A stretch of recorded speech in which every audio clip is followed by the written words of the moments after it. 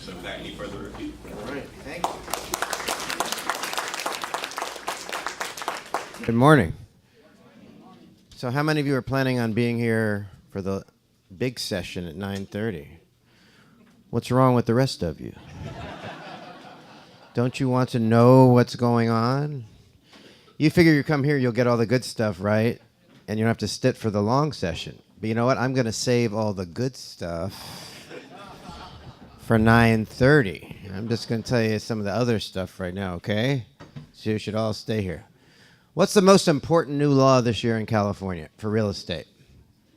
Obviously, marijuana is legal. Yay. No, just kidding. Very important new law. Have any of you had clients come up to you and say, can you find me a house that's good for growing marijuana? You know, the law doesn't say you can just grow marijuana anytime you want. You know what the law says? You can have 6 marijuana plants at any given time if you're 21 or older. Now, is this 6 per household or 6 per person? It's per person, so you get more roommates, you have better party, right? Think about that, right? But by the way, some places in California, this is a very big deal. It's not so much here, I guess. You know, have you ever heard of Humboldt County? I went up there. Every single question I had was about marijuana. So I finally asked some realtor. I said, how many people here grow marijuana? She looked at me. She said, every single house grows marijuana. Anyway, yes, question on that? Yeah, can you grow marijuana commercially? That's a good question. Can you grow marijuana commercially? And the answer is yes, unless the city where you're living in regulates it and doesn't let you. In other words, so Prop 64 says you can have 6 plants. Beyond that, a local city could say, well, yeah, you can sell it commercially, or you can't. So I don't really know. I don't follow this, City of LA, San Gabriel, whatever. But I just want to point out to you that just because Prop 64 passed doesn't automatically give you the right to grow it commercially. It also doesn't give you the right to grow it in your backyard. You could say, got to grow it inside. It also doesn't give you the right to smoke it outside. The city could say you have to smoke it inside. And a landlord or a property manager or a homeowner association could say, well, not here. Yeah, what about Prop 64? It doesn't matter. In my rental, no marijuana. In this homeowner association, no marijuana. Well, what if I have a medical marijuana card? Of course I can have it now, right? No. Landlord or HOA can still say no. Even if you have a medical marijuana card. By the way, there's going to be a new medical marijuana license coming out in January, if any of you are in that business. So it's still legal if you do it, medical marijuana, but that doesn't mean you have the right to do it if you're in a landlord or an HOA can supersede that. Yeah? If I get on a plane and I'm from California and I have some marijuana in my pocket, could I be arrested? Yes. The FBI could arrest you because it still violates federal law. So don't leave the state. Do not leave the state with your marijuana. You never know what's going to happen, okay? One more thing, since I'm talking about smoking, landlords can say no smoking, obviously. They can, and by the way, next week, the new forms are coming out. One of the things I'm going to talk about later is all the new forms that are coming out next week, because CAR does forms twice a year now, December and June. The June forms release is next week. Anyway, one of the things you're going to see is on the lease form that everybody uses, the no smoking paragraph is now going to say no smoking any substance. Because, you know, some people say, oh, no smoking, that just means tobacco, right? Of course I can smoke marijuana. No. What if a landlord allows smoking, though, right? Landlord says, come here and you can smoke. And he markets his property that way. I got a smoking property. Everybody should come here and rent. So you move in and you're smoking. But then you have a neighbor right next to you. And the smoke you're smoking is going through the wall. And maybe you're smoking marijuana. And they're getting high even though they don't want to get high. So they go to the landlord and say, what's going on here? I don't like this. And the landlord says, yeah, but you knew moving in this was a smoking place. And tenant says, yeah, I knew that, but that didn't mean I had to involuntarily inhale the smoke of other people. You got to make the neighbor stop smoking. What does the landlord have to do? He's got to make him stop smoking. Of course, the person who's smoking says, wait a second, the whole reason I moved here is because you allow smoking. So you can't stop me from smoking. Landlord says, you're right, but my duty to protect the health of other tenants supersedes the fact that you moved in thinking you could smoke. It turns out it's not working out, so you got to stop. Of course, if that tenant wanted to leave and break their lease, the landlord would have to give him back, have to let him break the lease. You see how that all would work out? Okay, it gets kind of complicated. Anyway, what is a serious new law this year? The low-flow plumbing fixtures, right? Remember, there's a new law this year that everyone with a single-family detached house is supposed to make sure your plumbing fixtures are low-flow. Toilet, indoor faucet, indoor shower. You know what we've learned about this law? It's been in effect for 5 months. Nobody cares. Home inspectors don't care. Lenders don't care. Assessors don't care. And I don't think you even care. I'll illustrate this. Who in this room owns a single-family detached house? Who of you, just raise your hand, has not yet put in the low-flow plumbing fixtures? Look at all the criminals in this room. You just don't care, do you? And you realize the cities aren't enforcing it yet, maybe. I mean, any given time, the city where you live in could fine you. But they don't seem to be aggressively enforcing it. Maybe you have someone you don't like. Your neighbor. Call up the city. I have an anonymous tip. I know someone who doesn't have low-flow plumbing fixtures. Come out and check them out. I don't know. Anyway. But remember how this affects realtors. There's a new form that came out this year, the Water Conserving Plumbing Fixtures form. This is a mandatory form. Used to be, what were the mandatory forms? Transfer disclosure statement, seller property questionnaire, lead paint, and the 4 booklets. Plus the NHD report you always have to order. Now there's a 5th new form that's mandatory. You got to give every buyer who's buying a single-family home a water conserving plumbing fixtures / carbon monoxide detector form. When it was just the carbon monoxide detector form, it was not mandatory. Now that it's the water conserving plumbing fixtures and carbon monoxide detector form, please give it to all your buyers. By the way, I said single-family detached homes. Starting January 1st, 2019, this law applies to everything, apartments, condos, and commercial. So maybe the reason they're not really enforcing it so much now is because it's just single-family detached. I don't know. But by the way, another thing, let's say you have an apartment building right now or a condo, and you want to do some repair work or renovation work on your condo or your apartment building. If the renovation work requires a permit, then you also have to put in the low-flow plumbing fixtures right now, even though normally you can wait till 2019, okay? So it applies to some people, even commercial. You do renovation work on a commercial property, that triggers an obligation to put in the low-flow plumbing fixtures, assuming the city's going to care about it anyway, right? And did you notice there's a question now on the seller property questionnaire? Question number 11, where the seller is asked the question, Seller, are your plumbing fixtures in compliance? Of course, the seller, a lot of times they're going to look at that question, they're going to say, I have no idea. Can they just write on the form, I don't know? Not really. The way we read the law is seller has to sort of know whether their plumbing fixtures are okay. So maybe they're going to ask you, the listing agent, hey, do you think my plumbing fixtures are okay? What is the proper response from you? The proper response is, do I look like a plumber to you? Right? You're right. I don't know is the correct answer. Be able to refer them to a plumber. Do you know something? Anyone with a bucket and a stopwatch can figure this out for yourself, actually. Because on that water conserving plumbing fixtures form, it tells you what the specifications are. It says your shower can't be more than 2.2 gallons per minute, the faucet 2 gallons per minute, and the toilet 1.6 gallons per flush. Theoretically, you could figure that out yourself or hire a plumber. But the seller sort of has to make the disclosure. And the other interesting thing is, it's not a point of sale requirement. So all of you criminals that raised your hand, you're violating the law. But if you sell your house and you disclose to the buyer You know something? I never fixed the plumbing fixtures, but it's your problem. And if the buyer is willing to buy it under those circumstances, then the seller's off the hook. The seller didn't violate the law by selling it. The seller violated the law by not doing it in the first place. But when they sold it and the buyer understood what they were buying, the seller's off the hook. This is completely different, by the way, than smoke detectors. Smoke detectors, it's a point of sale mandate.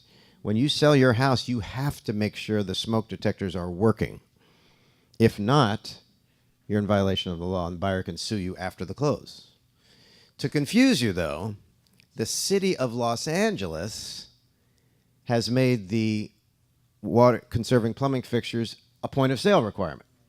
So if you have a listing in LA City, the seller does have to upgrade at a point of sale. So not only are you supposed to do it before you sell it, you're supposed to do it. If you haven't done it, the buyer, you have an obligation to the buyer. See, it gets a little complicated. By the way, speaking of smoke detectors, how many smoke detectors are required in a house? I'm getting all sorts of different answers, and you're all basically right, because it depends. City of LA, 1 per bedroom.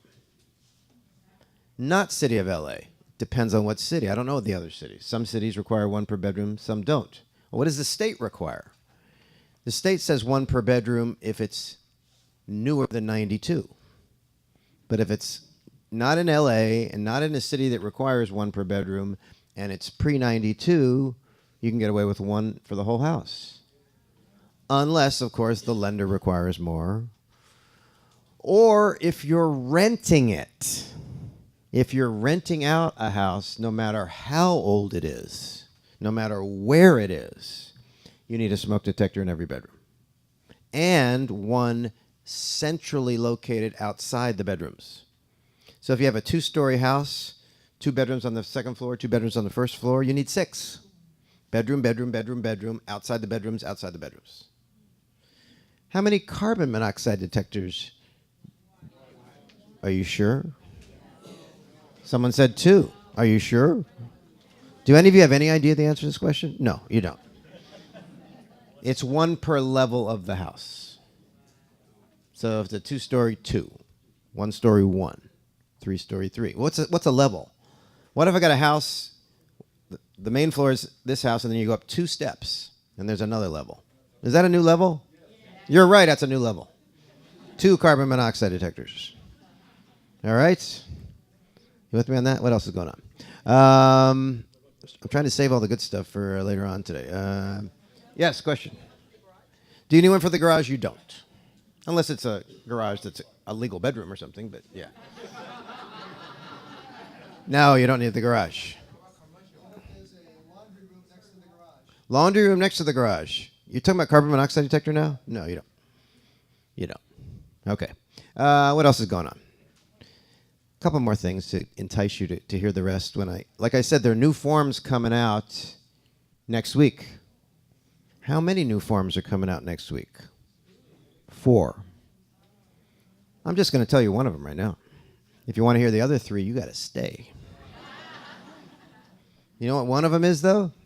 There's a new form coming out for landlords, the Bedbug form. Do I have any landlords in the room? Every single one of you has to give your tenant the Bedbug form. What does the Bedbug form say? It says to the tenant, if you have bedbugs, tell me. And get this, I can't do anything bad to you because you have bedbugs. Apparently, here's the problem. Apparently, there are tenants out there who have bedbugs, and they're suffering. But they don't tell the landlord. Why don't they tell the landlord? Because they know the landlord's reaction is going to be, bedbugs? I'm going to get rid of this tenant as soon as I can. I do not want tenants in my place to bring bedbugs. So people are hesitant to tell the landlord about their bedbugs because they don't want to get evicted. So the law now says you cannot evict a tenant for having bedbugs. And you have to tell the tenant this by giving them a form that tells them what bedbugs are. You know what I learned from this form? Bedbugs have 6 legs. I never. Did you know that? Does anyone know what color bedbugs are? Bright red or brown. I learned this from the forum, right? So the forum says they're bedbugs. You got to tell the. I mean, you have to give the form to the tenant. The tenant will then know that if they had bedbugs, they know what bedbugs are now, and they can safely tell you what they are. Okay, so now the tenant tells you they have bedbugs. Do you, the landlord, now have an obligation to get rid of the bedbugs? Yes. Next question. The landlord, you say to yourself, the only reason there are bedbugs there is because the tenant brought them in with that couch they bought from Goodwill. I know that's where they got the bedbugs. So, can the landlord charge the tenant the cost of getting rid of the bedbugs? Yes, if you can prove it's the tenant's fault. Of course, the tenant's going to say, how do you know it was my fault? Maybe they came through the wall from the neighbor. So you get in front of a judge, and the landlord's going to say it's their fault. Tenant's going to say it's their fault. Who's going to win? We're in California, the tenant's going to win. So should probably just get rid of the stupid bedbugs and raise their rent, right? By the way, interesting question for landlords. In California, if you're not in rent control, do you need a reason to evict someone? You don't. You could have a tenant, perfectly good tenant, pays their rent every month. They've been there for years. And you just go to the tenant and say, I'm evicting you. Unless you're in rent control. Right. If you're in rent control, don't take that back. But if you're not rent control, and I don't think San Gabriel and cities around here have rent control, right? Not yet. We're fighting. Anyway, the point is, you have a tenant, they've been there 6 years, they had never missed a rent payment, and you decide to evict them. And the tenant says, why are you evicting me? And the landlord says, to tell you the truth, I'm bored with you. You're kind of a boring tenant. I need to find someone more interesting. Are they violating any laws? No, that's fine. But having said that, so you can evict for any reason. You don't need a reason. But you cannot evict for a bad reason. Like they have bedbugs. So in other words, your tenant has bedbugs, and then you give them a 60-day notice to leave. And they're saying, you can't do this. You're evicting me for bedbugs. And they're going to say, no, I'm not. I'm evicting you because you're boring.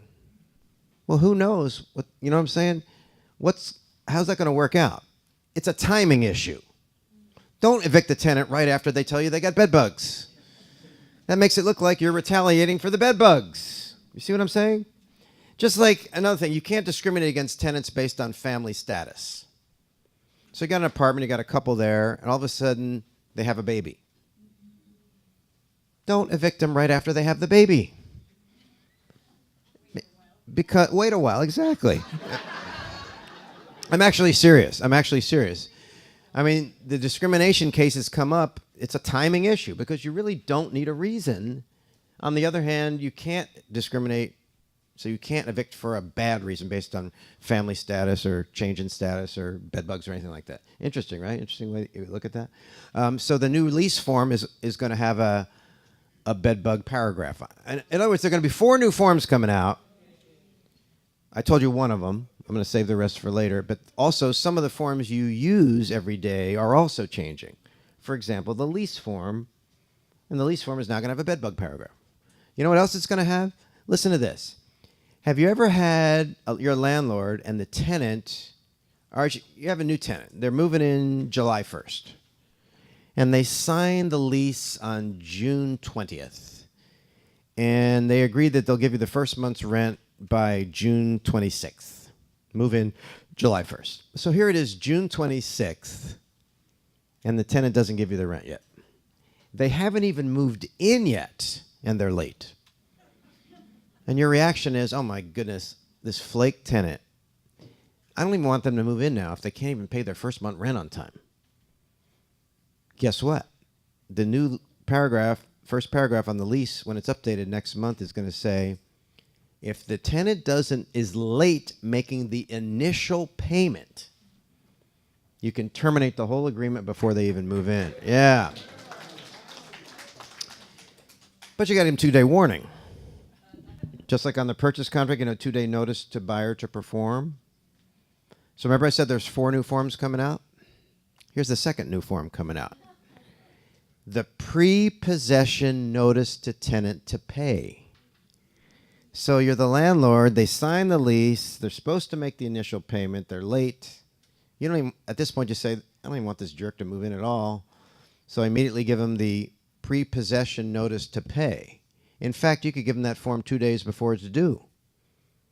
And then if they don't make that deadline, you can simply terminate the whole arrangement.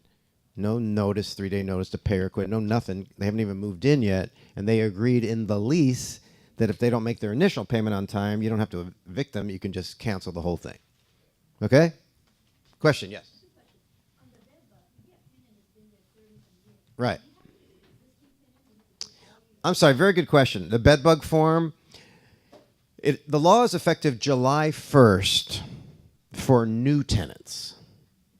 What if you got a tenant, like she said, been there 30 years? Well, for your existing tenants, you must give it to them January 1st. So January 1st, every tenant you have today gets the bedbug form. Yeah, 2018. But for all of your for your new tenants, starting July 1st, all new tenants must receive it. No, that's July 1st next, in a couple of weeks. Yeah. So that's why the form's coming out in this month, so it'll be ready for you because you need it July 1st. Yes? On the bedbug issue, if the place where the tenants are moving in is completely empty. Makes it look like they're probably not bedbugs there, right? Correct. So What I would, that makes it, then you're going to have a pretty good argument if the tenant says it's your fault and you say it was vacant when you moved in. They're still going to say they came through the walls, from the neighbor next door. But that's a good thing. You know what I would do if I were a landlord? I'd make them sign something when they moved in, acknowledging they've checked and there are no infestation of anything in this property. I think it's a good idea. By the way, this same law says something else. Listen to this, landlords. This law, also taking effect July 1st, says, starting July 1st, if you're a landlord and you hire a licensed pest control inspector out to the property, termite guy, rodents, bedbugs, if you hire someone with a license to inspect your rental property, you must disclose this to the tenant and you must disclose the results of the inspection. That is not the law today. Today, as a landlord, you could call out an inspector, none of the tenant's business. You don't have to even tell the tenant. And if they find something, you don't have to tell the tenant either. But this is all change. That's also changing July 1st. Okay? You with me on this? Want to hear the other new stuff for landlords? You got to wait. Anything else I should tell you? Well, you got to wait. I'll tell you one more thing. One more thing. This is a big deal with the BRE. They really care about this. They've sent out 2 bulletins. When they send out 2 different bulletins, they're serious. And they're fining realtors that I know personally. They are looking at your Facebook pages to make sure you're not in violation of the law. What are they looking for? Do you know your Facebook page, you can't just if you put your name on there as a realtor, you also have to put your company's name, and you have to put your BRE license number? That's a first contact. Your public-facing Facebook page is a first contact for strangers, so you got to put your BRE license number there, okay? Here's the other thing they're very serious about. You got realtors working for a broker. Let's say I was a realtor. I work for Culver City Realty, right?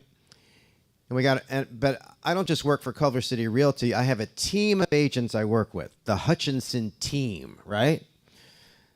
So when I take a listing, I don't want to put on my sign listed by Gov Hutchinson. I want to say listed by the Hutchinson team, right?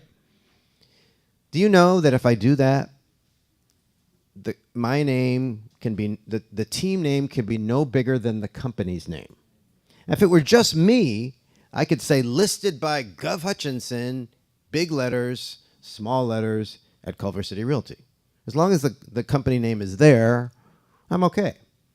But since I chose to form a team and market it as a team, now new rules kick in. My name can be no bigger than the company name. And you know what else? If I am a team, I have to use the word team, group, or associates.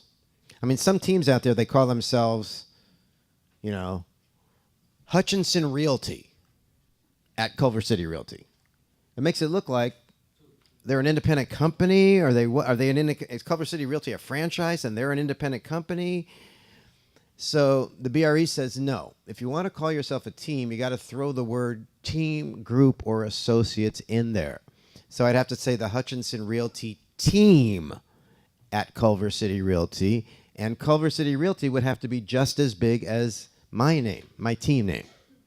They're very, very serious about this. They don't like teams making it look like they're the company. So the name of one of the agents has to be in the team name. What do I just want to call my team? The Culver City Superstars. No. I have to have my name in the team name as the world team, group, or associate. And there's, what if I want to call my team the Hutchinson Gang? Doesn't that sound cool? I can't do it. I cannot do it. Okay, what if I have a broker's license, so I'm a broker associate? Okay, that's good. Since I'm a broker associate, can I go directly to the BRE and get a DBA? Yeah, I can. Well, can I go to the brokers? Can I get a DBA in the name of the Hutchinson Gang? No. If I'm going to, as a broker associate, even if I'm a broker associate acting as a team, even though, yes, I legally can get a DBA and whatever the BRE approves, I still have to comply with team, group, or associates, same name, same size. Okay? I guarantee if you're violating this, the BRE is looking for you. They have people scanning websites. They have people looking for this stuff. They do not like teams trying to make it look like they're independent. Do you hear me, Keller Williams? I mean, that's who they're going for. I'm telling you, that's what they're looking at. That's what they're looking at. So just be careful. All right, that's enough of a tease. Any more questions? Yes. Jail, no. BRE has a series of penalties. They can fine you, suspend your license, revoke your license, letter of reprimand, not jail time, but they could fine you. They could suspend you, theoretically. I'm just curious, are there lawyers who come up with these laws? I don't see the point of some. The BRE just thinks it's not presenting a clear picture to the public. They want the public to know, they want people to realize that the broker is the ultimate authority, the broker's in charge. This is a brokerage. You can't, if you want to be a broker, get a broker's license, start your own business. Don't try to pretend you're an independent company working for somebody else. If you want to be independent, be independent.